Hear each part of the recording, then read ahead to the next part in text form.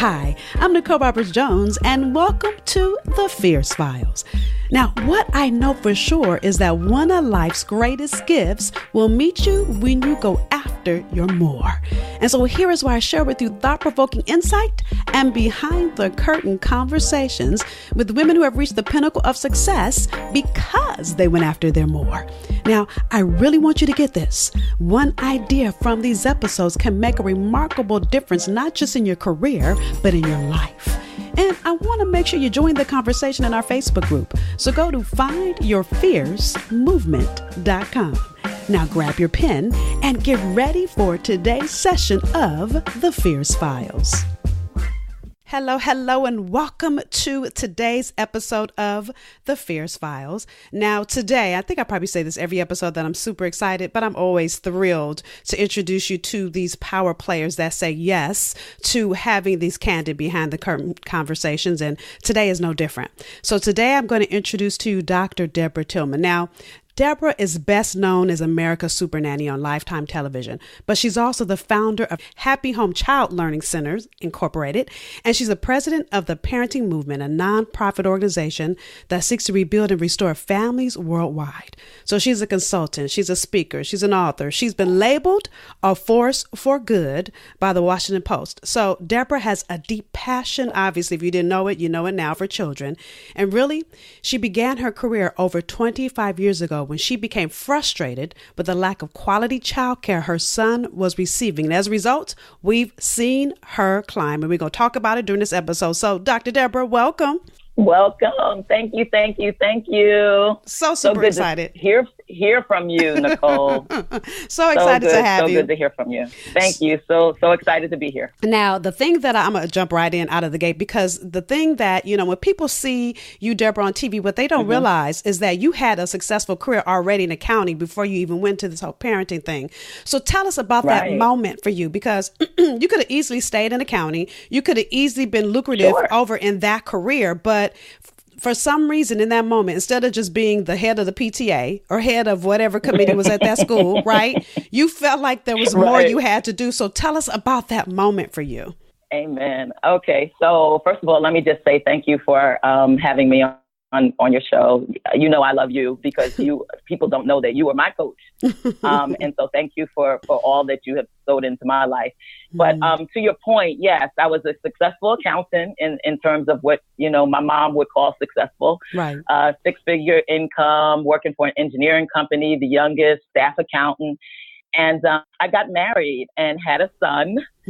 And that just changed the trajectory of my life. He had 7 childcare providers and schools in 3 months. And so he was being abused. I mean, clearly being abused. The thing about me is that as soon as he was being abused, as soon as I noticed a bruise on his arm or something on his back or given the wrong breast milk or left in a car seat for 4 hours, sweating profusely, I would just grab him out. And so this lasted over a period of like 3 months. Yeah. Wow. And at the 7th, so wait, because so I was so it wasn't one school, it was 7. It was 7 different. It's 7. Oh my God. 7 different. It was actually 4 preschools and 3 in-home childcare providers. Wow. And we had done the research, Nicole. We thought these people were great. And, that's why I always tell people, don't look on the outside.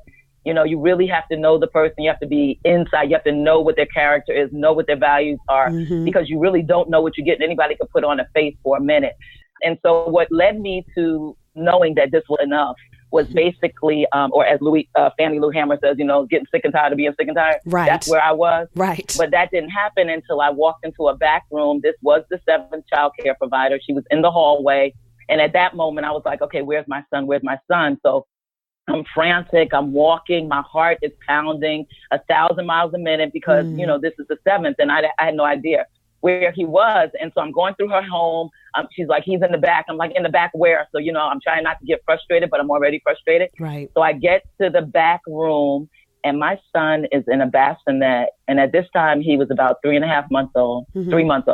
And he's in a bassinet and he has a bottle in his mouth. The wall is holding up the bottle like a ledge. Oh my God. And he's sucking air. He's sucking air. Nothing is in the bottle. And at that moment, Nicole, is when I absolutely I always tell people, I could either be in prison now or right. because I would lost my mind right. or I just fell to my knees. I grabbed them up. I don't even remember taking the bag or anything. I just grabbed them up. I said nothing to her because I knew I would probably strangle her if I had said anything. Right. And then I just ran to my home. And when I got home and I was shaking and I just fell to my knees, I put them down and I just fell and I looked up to God and I was crying and I was like, Lord, Lord, Lord, what is it? And this is the first time I asked this question because all the other 7 times I was saying, why me? Why me? Why is this happening to me? All my friends have good childcare. Why me? Right. And I was not hearing from the Lord until the 7th time when I looked up and said, what is it you want me to do? And that's when I heard 7 still small words. I want you to do it better. Ooh, wait, I got to stop right there. We're just going to stop right there because literally, even I've heard this story before. It's still giving me chills as if I've never heard it, right? We're stopping here for a quick commercial break so I can ask you one question. Have you joined me for my Find Your Fierce Challenge? Well, we're in the middle of it, but it's not too late for you to join us. Learn more and register by going to findyourfiercechallenge.com. Now listen, over the course of 7 days, I'm sharing powerful insight designed to help you, 1, get back in touch with the dreams that drive your deepest desires, and 2, determine exactly how you can honor your gifts and talents, serve the world, and make money while you do it. See, what I'm sharing with you is the magic formula that so many successful women just like you, so you spin your wheels seeking, but sadly, you'll never find it. So you get burned out and give up on the possibility of creating a business and a life you actually love. But the Find Your Fierce Challenge is designed to help you find exactly what you've been searching for. So this is my invitation for you to join me. Go to findyourfiercechallenge.com. So I want you guys to get, 1 is sometimes you got to ask a better question. So up before then, you were focused on why me, right? And the 7th time you asked, Lord, what do you want me to do? That is so good. That's, literally that one question was a game changer, not just for you, but here's the thing. Every person that's listening to this episode, I want you to get, sometimes it's just a shift of one question that'll change everything, and one perspective, one shift in how you see it, one shift in how you are being in it. So that's so good. So anyway, I just had to stop because that was good. Right. And so all of this, and to your point, all of this really was about me. And I think a lot of times we get stuck because we say it's about me. Why me? Why me? No, it ain't even. This life is not even about you. Right. God knew who you were while He formed you while you were in your mother's womb. So He already knows the plans that He has for us. Right. The ending. He already knows that. So by me saying, what is it you want me to do? That then opened the universe for Him to be able to tell me, this is what I'm preparing you for. This is what you've been prepared to do. And now that you're asking the right question, I'm stepping you into it. But even when and here's the thing now, of course, on this side, it sounds easy and wonderful, but you're in a whole different industry, right? So in that moment.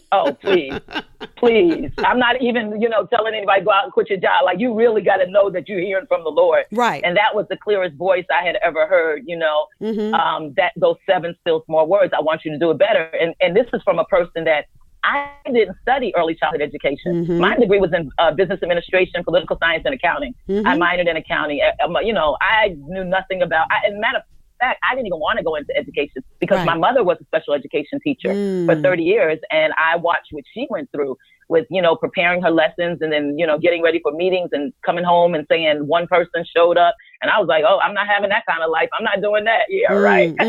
But even in that moment, we make plans. Right. But even in that moment, Deborah, and I really want people to hear this, because in that moment when you heard that voice, and sometimes it's a voice, and I'm saying this to the listeners, because sometimes it's a voice, sometimes I call it that intuition, which to me is God speaking to your soul. So whether it's that inkling where okay, there's more for me to do, or this job just doesn't fit, me anymore.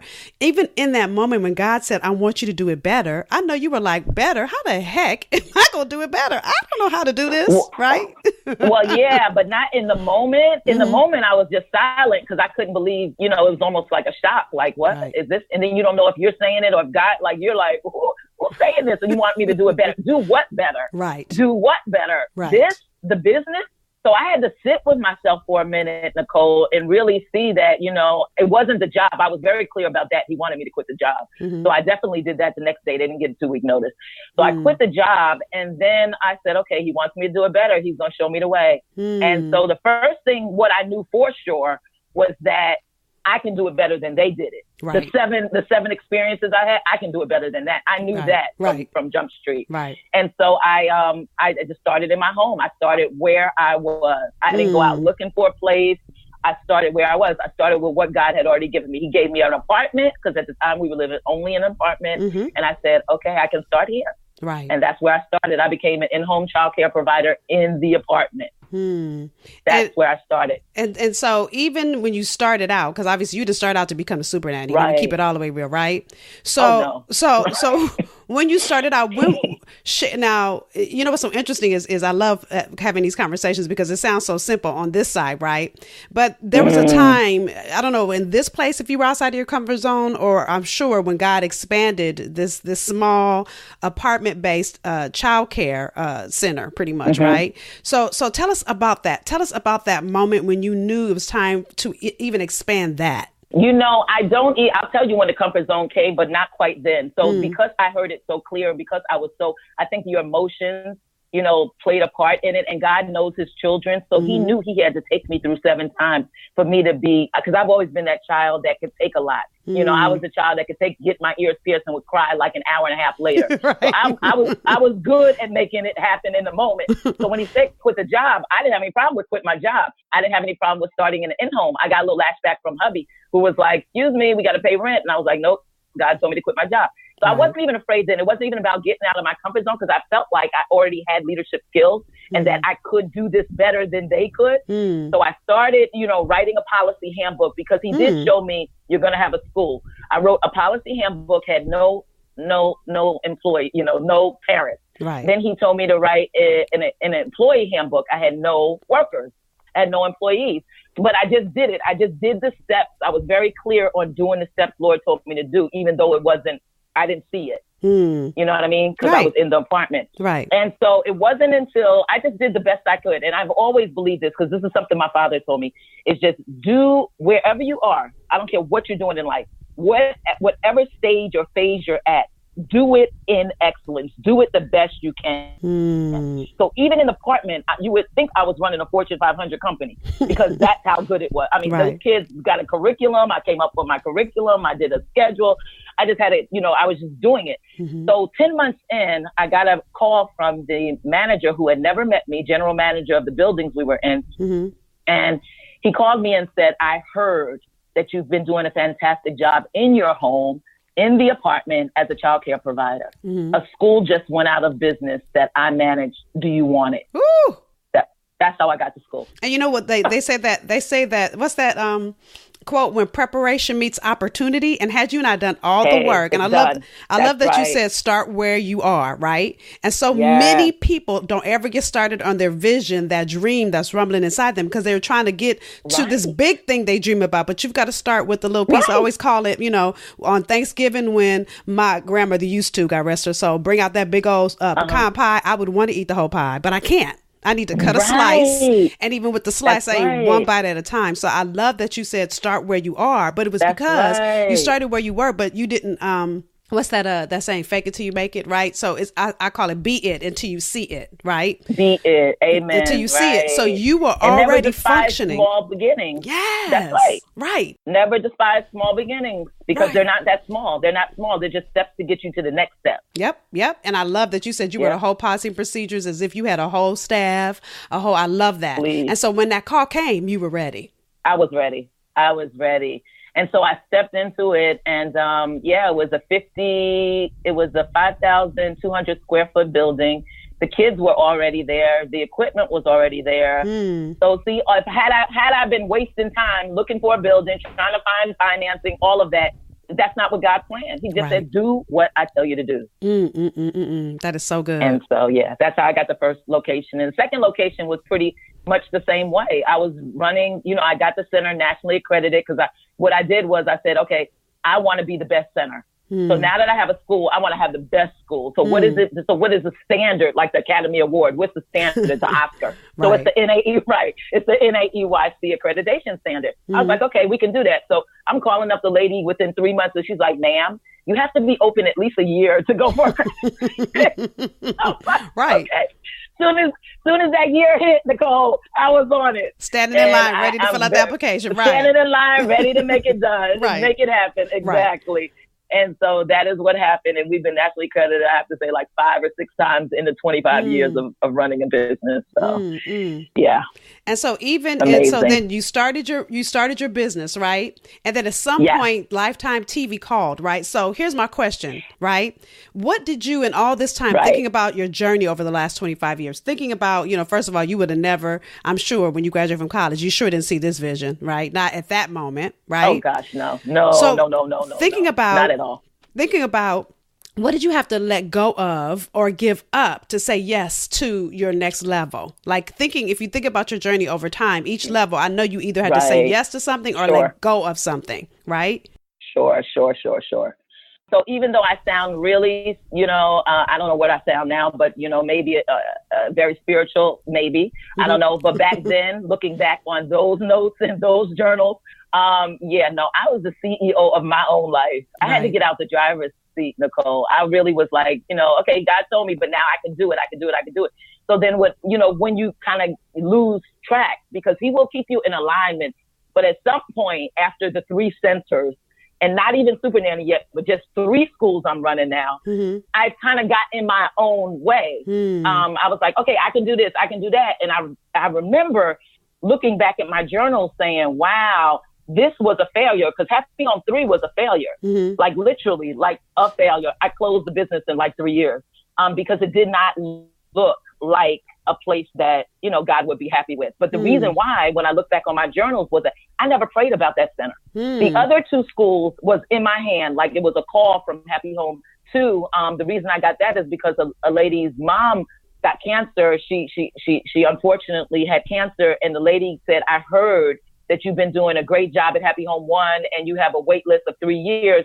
I'm leaving this business. Do you want me to talk to the owners about giving you this business? Like, that's how it happened, the second school. Like it was just given. Wow. And so the 3rd center, I said, I'm just going to do this, right? God didn't tell me to do that. I'm out here looking for properties, getting realtors, doing all this stuff. He didn't tell me to do that. And then sure enough, I get to school. But because he didn't tell me to do it, like I got to school because I knew how to, get to school. The issue was less than a year later, I get a call from Lifetime TV America Supernanny. See, God already knew that was happening. So he also knew that I didn't have time to build a solid foundation for number 3. Wow. And so, see, I messed up my own self. So I wasn't there then, but I always say, there's no failures. There really are lessons learned. Right. And if you take the lesson, you can move on. But even in the midst of that, Deborah, I love your faith, right? I love how, but how did you get to this great faith walk? How did you get to this place where, and dare I say, all of us have God's voice different. So I'm not going to ask you that because my voice and your voice, what you hear is probably 2 totally different things, because God knows how to talk to you the way Deborah's going to receive it. And he knows how to talk to me just like the rest of you. But how did you get to this place where you have such strong faith? I think and that's probably why I align and resonate so well with children, is because when I was a child, I remember us being like, the story, like we were wealthy. We were for the 1960s and 50s growing up. My father was vice president of an aluminum company, and the Jewish guy that ran the company, Bakeloom, he was my sister's godfather. And so my father went from being a janitor all the way up to being the, vice president of the company, and then eventually president of the company. Wow. And so we were living like that. My mom was a stay-at-home mom. She was a socialite. It was all that in a bag of chips from 1 to 12 years old. Right. 12 years old, they broke up. They split. My father, I came home 3 days before my 12th birthday. Daddy was gone. I was like, is Daddy coming back? No, Daddy's not coming back. In the mind of a 12-year-old, you don't really understand what's happening. So you think it's your fault. And so that's kind of how I was, because I was a daddy's girl. So I thought it was my fault. Like I ran Daddy away. And now I'm trying to go through my mind, my little 12-year-old mind. Did I say something to Daddy? Is that why he left? When it had nothing to do with me. But what I saw then, so that's why I say everything in life, happens for a reason, and always works out for the good, is that what I saw my mother do then was she went back to school. She got her associate's degree. She worked 3 jobs. So that meant my older sister had to raise the other two, because I have a younger sister as well. And so I watched my mother literally. She wasn't begging nobody. She was on her knees every day. I would come out of the bedroom and see my mother on her knees. I would be walking by the bathroom. I'd see my mother's face, like, God. She'd have all the bills laid out on the table, and she would be praying over these bills. And I know she didn't have it. Like, now that I'm grown, I know that she did not have it. Right. And she would just lay all the bills out on the table, pray over them. And I watched, like, stuff happen. Like the church would come the next day and say, oh, I just want to give you this gift. Or Thanksgiving, they say, oh, here's just some food, and just bring us a plethora of food, like just a whole Thanksgiving dinner. Like I always associated that with the power of the Lord. And so I think at a very young age, I got that solid foundation, those building blocks, that faith that knew that if I just asked God, that he would provide. He is our provider. He is our rock. So I learned all of that being, growing up, watching my mom. Right. And then even the way people treated her, Nicole, how she was all that, and people would be at her house to when we had to go on welfare, it was like she had no friends. And I would just look at her and say, Mom, where's all the people? Like, where, I remember asking that question, and she's like, God will never leave you or forsake you. And so I had such a strong upbringing in faith that when I got older, I just believed exceedingly abundantly. I believe that there is nothing that is impossible with Christ. As long as I'm walking with him, he's going to take me to my expected end. So I don't look for managers. I don't look for anybody. Like, these people come to me. Right. And so that kind of brings me into, it was an email, Nicole. And I didn't even pay attention. I was coming back from vacation. My son was on the computer, and he said, oh, you got a note from Lifetime TV? And I'm like, oh, they probably send it to everybody, delete it. And he's like, no, Ma, I don't think so, because it says, Dear Deborah. Right. And I said, oh, okay, read it. So, they went through the whole spiel about Joe Frost retiring, and we're looking for a homegrown America's Supernanny. We've already had 400 auditions. Nobody's gotten chosen yet. If you're interested, please give us a call. This is the number. And I waited. I literally, because I had learned from numbers, I had learned from just like life that, let me pray about it. So I prayed about it, and I didn't call them until that Wednesday. So we did a Skype interview over the phone. They flew me out to California on that Friday. They threw me in a house with a woman that had a plethora of issues with 2 children and with a cameraman, and said, this is your audition. Fix her problems, and you only have an hour to do it. Oh, my God. That was my audition. Oh, my God. And that's huge because here's the thing, you guys don't know, because I come from TV land, because a lot of the shows you watch could have taken a week to record an hour, because they edit stuff out. So the fact that they told you had an hour to do it, that is just crazy. Hour to do it. Absolutely. Absolutely. But you know what? Again, you just went back to that preparation meets opportunity. Yep. What was I doing for 20 years prior to that? Well, because my heart was so bleeding for children, when parents would call and say, oh, Miss Deborah, I can't get the child in the bathtub, talk to him. Oh, Miss Deborah, I need advice about this. I would literally be going to houses. I'd be waking up at 11 o'clock at night saying, he's crying. You didn't get him in bed yet? Okay, do this.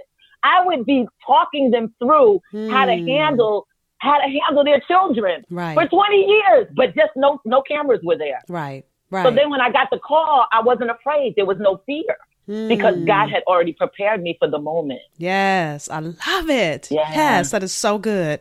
Oh my God, you have given so much, so many nuggets, Deborah. So look, let me review, because I've been trying to take notes. And those of you that have been in other episodes, I get so excited I write sloppy. So if I say some word that's wrong, Deborah, correct me, because I can't read my handwriting either. No problem. So first, you went from asking yourself, why me? And you shifted and asked a better question. What do you want me to do? Right? Which to me, that so good, right? And literally the other thing and these are my takeaways, right? You started where you were, right? Right. And then even starting where you were, you took the lessons that something your dad always said to you, wherever you are, do it in excellence, right? Excellent. And so excellence is the key. Yes. And so I just first of all, I love talking to you, Deborah, because I learned something new, and she gets so passionate. You hear how fast she's talking. Let me tell you, this girl right here will have you on fire by the time you hang up. So, sorry. Girl, that's okay. It's good. It's all good. Right. So with everything you shared, from leaving a career that you know that you had spent years making, really growing in that career, to starting a whole new journey, to starting with where you were, to really having to trust God. One of the things, I know I've said this on other episodes, what people don't realize, we are people of faith, but sometimes we need to see it to believe it. But what faith really is, and this is Hebrews 11:1, so I didn't write this, is faith is a substance of things hoped for, the evidence of things not seen. That's so right. Listening to your journey, every step you've taken the step, and you didn't know the next. You didn't even know when it was coming or how it was coming, but you trusted. And then you took that next step. And I love that you tell the story. That's the third step, that was not a trust step. That was a Deborah gonna fix it step, right? Right. I love that. So learn that lesson quick. Right. So in all of your 25 years, if you had to give women that are at that step, that place where they know it's time for their more, and they're scared, or, this more doesn't look like the success they've already gotten, right? It doesn't look like the corner office or the 6-figure salary they already have. What are three steps or 3 actionable strategies you would share with women that they had to do to move into their more? Wow. So more, first of all, that fear thing is real, because I deal with so many parents now, and you can tell them till you're purple in the face, these are the steps, these are the concepts, this is what you do. Right. But unless they actually practice it and do it, it's not going to happen. Right. So, Jim Rohn always says, you can't pay somebody else to do your push-ups. Oof. It's the same thing. We have to do the work. Right. We have to do the work. There's a wonderful quote by, can't remember her name, Ellen Johnson Sirleaf, the president of Liberia. And she says, the size of your dreams must always exceed your capacity, your current capacity to achieve them. Ooh, the size of your dreams must always exceed your current capacity to achieve them. So first of all, you have to have within you. And I think this, again, was a seed, because I do believe that all children are born with seeds of greatness. Now, whether they reach that greatness or not is up to them, because that's our choice. We have choices in life. I always knew that there was a seed of greatness. I believe it. To this day, I don't even think what I'm doing now is the thing that God has destined here on earth for me to do. I believe that there is more, that there is more value I can provide, more service I can give, more love I can share, more hearts I can touch. You know what I mean? Right. Like, there is always more. But if you don't have that within yourself, Nicole, then that would be the first step. That will be the first step for people to sit. And I know, I don't know if they expect a 1, 2, 3, but my thing is that what helped me is that I had to sit quietly with myself. And I can't tell people how important that is, because the world has kept us so distracted. Right. We have gotten so into, people put their phones by their bed. That's the first thing they look at is their cell phone in the morning. And I was like, if they can just, I guess be for me, well, here's what I call it. Be. Yeah, yes. Be. Because be. It's just like be in the moment. Meditate. And they call us human beings. But we're so focused on doing, and so really we should be human doings, because most of us are so busy doing. We don't stop and just be. Just be. Just be and protect the sanctity of your mind. Yes. Because this world has gotten us all messed up. And if we don't have that white space, if we don't have that time to meditate, if we don't have that time to just shut up and be quiet and allow the universe, allow God, whoever you believe in, just to speak to you, then you're just caught up in the cycle. Right. And the cycle is not going to get us anywhere fast. Right. So that would be the first thing. Just be. Be. So that you can get your next steps in life. Right. And then one practice that I have to say that I did put in place during this time was that I used to just wake up and just start my day. I started with this practice, and it came from working with Marion Wright Edelman. So I go to this farm, the Haley Farm, with the Children's Defense Fund every summer. And so there's this class that we take at like 5:30 in the morning. And the guy, he was a pastor, and he said, okay, what are your morning routines? Like, what is it? What's your thing? And I didn't have one. I was like, Dad, what do? I just kind of get up and just start the day. And it was about 10 years ago. And I said, you know what I'm going to do? I'm going to come up with, and that's when I came up with the daily high five. I call them the high five. Now that I'm in seminary, you didn't know that, I'm telling you. So now I'm in seminary. I'm in seminary. So I call it the centering practice. And so I wake up at 5 every morning, not just saying that any of you have to do this, but you should come up with a morning routine and an ending routine. So I wake up at 5, and then I pray, and then I exercise. And exercise, people don't really understand. I know people like exercise. Now, this is a Black girl who never wanted to mess up her hair, who always was like, I'm not exercising. I don't want to sweat. Okay. But true. That is why Deborah Tillman cut off her hair. Because it's natural. So you'll see it straight, but it's just blown out. But really, when I wet it, it's curly. So I'm like, you know what? I'm not going to be tied to that anymore. Yeah. Because that was my comfort zone. I'm just going to keep it perfect. No. I had to get out of my own self, my own way, and say, look, this hair is keeping me from being the best version and highest version of myself. Come on. Right. So that's why I cut my hair. So anybody who sees the picture knows why now. But yeah, I exercise, and then I come back and I read for an hour, because I figure, if you don't know yourself until you can grow yourself. You gotta grow yourself. And you don't know yourself until you grow yourself. That's so good. Yeah, you gotta grow yourself. So I read every morning for an hour, and then the last thing I do is write down 3 things that I'm going to get accomplished for the day. 3 things, just 3 that are must be's for the day. Because I used to write a 20-page, novel and would get 3 things done and feel like a failure. So I started writing 3 things down. Now, if I get more than that done, that's great. But at least these 3 things have to be done. But once I started this morning routine, Nicole, oh my gosh, it shifts your mindset. And you know as well as I do, whatever goes into your mind goes into your action. Whatever goes into action goes into your behavior. Yep. So all of this is, it's just a holistic approach to being the best and highest version of ourselves. Oh, but we have to do the work. Right. Nobody else can do it. Right. Oh, that's so good. And I'm going to start doing that. Look, I already pray in the morning and exercise, right? Exercise on a good morning, right? So, and that's why I started wearing my hair natural too, by the way. But I love that read for an hour, because, my read for an hour is in the evening most times. And sometimes I'm tired and I don't get to it. So look, you just taught me something. I'm going to start doing that too. So that's good. Now, is there a third thing you would recommend? So it's the number one is to just be daily high five, which is your centering practice. Is there a third thing? Yeah.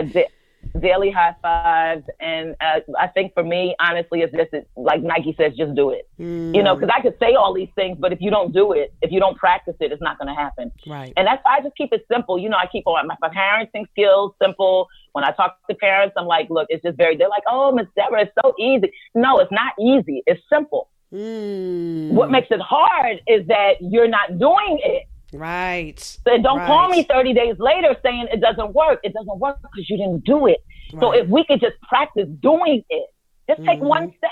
Yep. One step at a time and do it. Be consistent at it. Make it a habit. I'm reading Brendan Burchard's book now, The High Performing Habits. I love that book. But in that book, he talks about these habits, getting clear, finding out who you are, what you want, what are your values, so that you're not, tossed to and from in the world. Because, how the world has so many ideas and opinions. And if we don't know what we want, if we don't know who we are, then we just kind of go here and there. Right. And so that first step that I tell you to spend time with yourself, that is getting to know who you are. That second step of, meditating and doing all that is growing who you are. Like, grow yourself. Right. Right. And then the third step is actually practicing what you've learned. Yes, put it in action. Yes. Yeah, put it in action. Just do it. Just do it. Yeah. That's so good. Well, Miss Deborah. And you'll see changes. Yes, you will. Because it's like watering the seed, right? So you plant the seed and you got to water it. And it doesn't come up overnight, right? And no, it doesn't. Look, and in full disclosure, I just hired a new trainer because my old trainer used to send me exercises and she didn't see me. So I had to hire one that sees me, because in my first training session, she told me you don't have any core strength. I'm like, I've been exercising all this time and I don't have any core strength, and that's why I have a pooch. Yeah. So I get it, right? So sometimes you got to even up level the way you're doing stuff so that you can see the result you want to see. That's right. Right. Because what's the sense in doing it if there's no results, right? Hello. Results are everything. Right. Yeah. So, I can talk to you for the next 3 hours. So you have given us so much yummy insight. But even more than that, I want to say thank you. Thank you to your commitment to families. Thank you for always going over and above. Thank you for always letting your light shine, Deborah. You are such a light in this world. And I just want to thank you for everything you're doing. Thank you, Nicole. To God be the glory. Yes. And thank you for being here with us on the Fierce Files. I appreciate you, girl. Thanks. Bye. Thank you for joining us for this episode of The Fierce Files. Now, I want you to walk away from these episodes with value, so grab your pen and answer either one or all 3 of these questions. Number 1, what was your greatest takeaway? Number 2, what will you do differently as a result of what you heard? So you may have heard something you've already heard before, or you may have learned something new. Either way, don't take the insight that was shared with you for granted. So commit to doing one thing different because of what you heard. Number 3, what was confirmation for you? What did you hear that confirmed you're on the right path? See, I want you to take a moment and celebrate you. Too often in our journey, we focus on what we're not doing and we forget to celebrate what we are doing. So what was something that showed you that you're headed in the right direction? Now, I want you to share your answers. Share your answer to either number 1, what was your greatest takeaway? Number 2, what would you do different? Or number 3, what was confirmation for you? And share it in our Facebook community. So go to findyourfiercemovement.com and use the hashtag FierceFiles. Now, each experience we encourage, support, and celebrate as a community. It allows us to expand in possibility and wisdom, in encouragement and love. Now, we've invited you into our community to deepen our journey with being the answer someone needs and in being committed to your next level. So until the next time, be extraordinary, be unapologetic, be bodaciously you, go and be fierce.